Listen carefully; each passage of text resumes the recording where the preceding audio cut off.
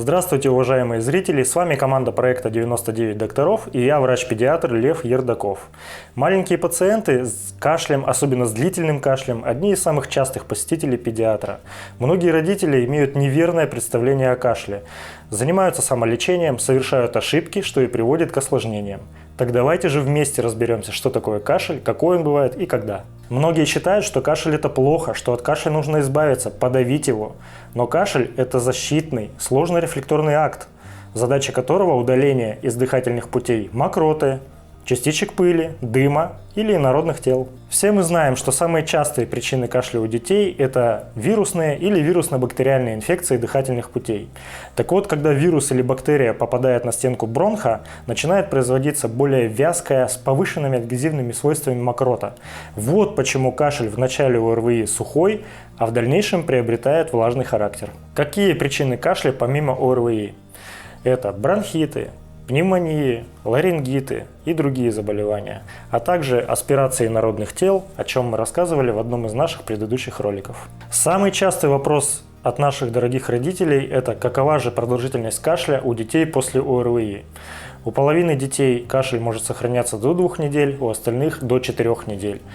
Поэтому у детей младше 14 лет кашель длительностью менее 4 недель нельзя назвать хроническим. А вот если кашель длится более 4 недель, это повод обратиться к специалисту. Кашель – это не самостоятельное заболевание, это симптом других болезней, в том числе и тяжелых. Поэтому хроническому кашлю нужно уделять особое внимание. Зачастую в своей практике я сталкиваюсь с такими ситуациями, когда родители самостоятельно начинают проводить диагностику.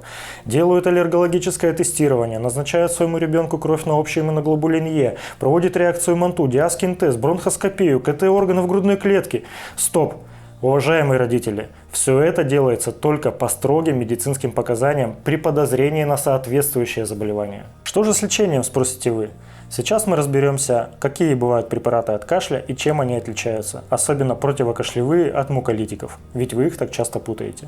Противокашлевые препараты блокируют кашлевой рефлекс и назначаются только при сухом, навязчивом, мучительном кашле, когда нарушается сон, у ребенка нарушается аппетит, тем самым снижается качество жизни. Муколитические же препараты не блокируют кашлевой рефлекс. Они изменяют свойства мокроты и способствуют более быстрому выведению мокроты из дыхательных путей. Также существует еще одна группа отхаркивающих препаратов на растительной основе. Такие препараты увеличивают продукцию мокроты в дыхательных путях. И назначать такие препараты детям раннего возраста опасно. Дети не умеют отхаркивать мокроту. Мокрота скапливается в дыхательных путях. Тем самым повышается риск аспирации, то есть вдыхания этой самой мокроты. Противокашлевые препараты нельзя назначать при влажном кашле, поскольку блокируется кашлевой рефлекс и скапливается мокрота, что может привести к тяжелым последствиям.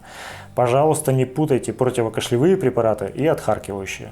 Кашель – самая частая жалоба при обращении к педиатру. Болезни, при которых появляется тот или иной вид кашля, разные, поэтому и лечение в каждом случае подбирается индивидуально. Уважаемые зрители, не занимайтесь самолечением, не игнорируйте поход к врачу при затяжном кашле. Друзья, напоминаю, что нас вы можете найти в Инстаграме, в Ютубе, ссылочки будут в описании.